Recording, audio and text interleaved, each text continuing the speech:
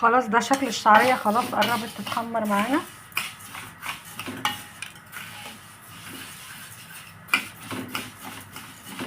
بالشكل ده. مش عايزينها تاخد لون غامق قوي علشان كمان ما تبقاش ممرره يعني. بالشكل ده.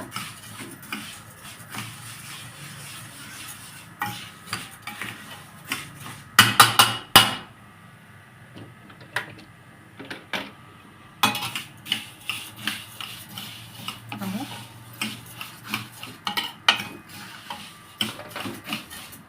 هنضيف لها بقى كوبايه من الميه تستوي فيها.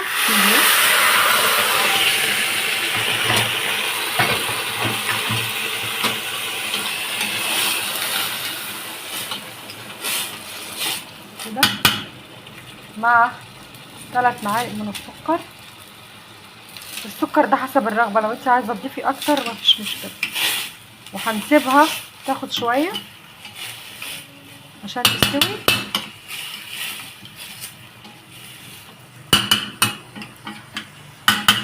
هنكمل مع بعض. لما الشعريه تستوي هنكون حضرنا معانا اللبن عشان نعمل المهلبيه. بسم الله. 1 2 3 4 5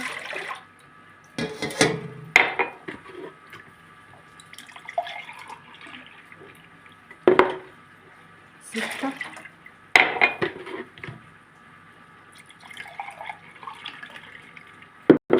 7 8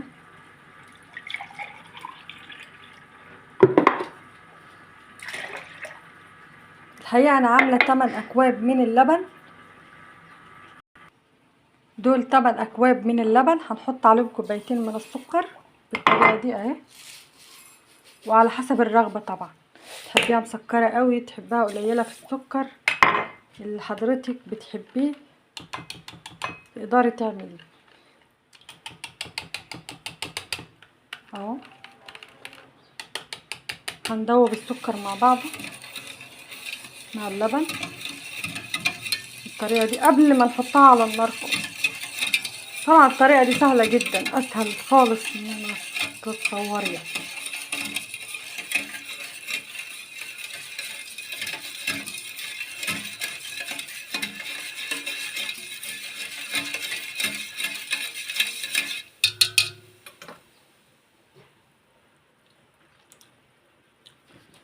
طبعا لو احتاجت منك سكر تاني تقدري تحطي. الحقيقة انا ضفت كمان ربع معلقة سكر، ربع كوباية كمان.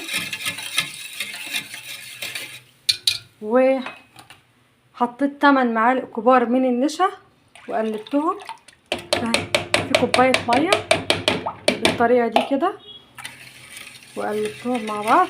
نقلبهم ونروح على النار.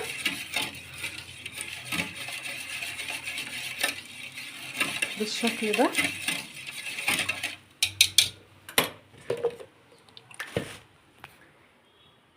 عايزه اقول لكم الشعريه بعد ما استوت هحط عليها كوبايه لبن بالطريقه دي اهي. اقلبها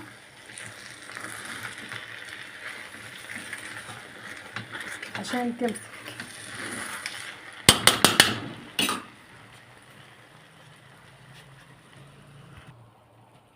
وكمان هحط عليها معلقتين من الكاستر نقلبهم في شويه ميه بالطريقه دي عشان الشعريه نفسها تمسك. بس انا حطيت كاستر بقى بيخلي طعم الحاجه حلوه، كاستر بالفانيليا كده.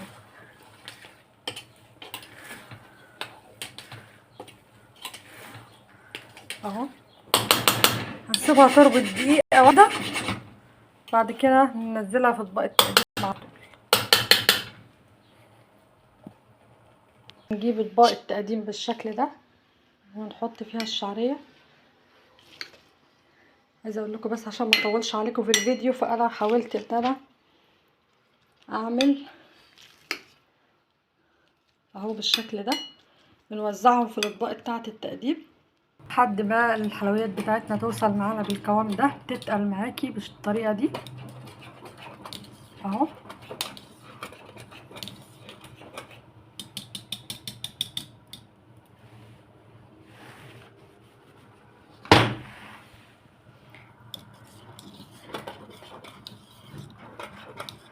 احنا بس عايزينها تغلي غلوه واحده علشان اتاكد ان ميه النشا كمان دابت في اللبن في المهلبيه بالطريقه دي. عايزه اقول لكم ان انا حطيت عليها فانيليا ونسيت اصور لكم كمان، معلقه صغيره اهي اهو بالطريقه دي اهي. بسم الله ما شاء الله، بسم الله الله اكبر، اللهم صل على النبي. بالطريقه دي معانا بالقوام ده هنطفي عليها اهو. ما شاء الله هي عملت معايا كميه كبيره. هنجيب اطباق التقديم الشعريه كده اهو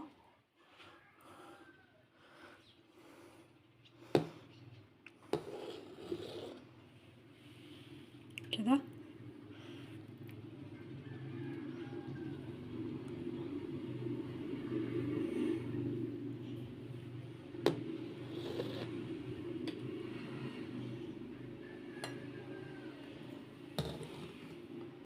وده بقى شكلها بعد ما غرفناها. ده اللي بالشعريه اهو اهو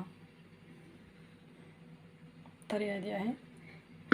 والحقيقه عندي برضو ولادي ما بيحبوهاش الا ساده، فانا عملت شويه ساده وعملت شويه بالشعريه وبحسب رغبتكم. هي بتعمل ما شاء الله كميه كبيره وبتزوقيها حسب ما انتي حابه.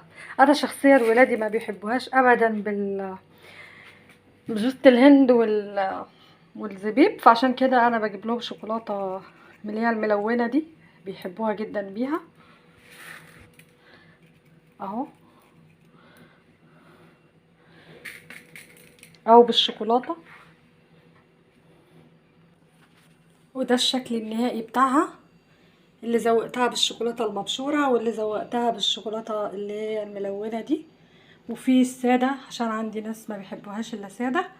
وبالهنا والشفا، واللي هيزورني النهارده هدوقهم الحلويات دي. يلا باي باي.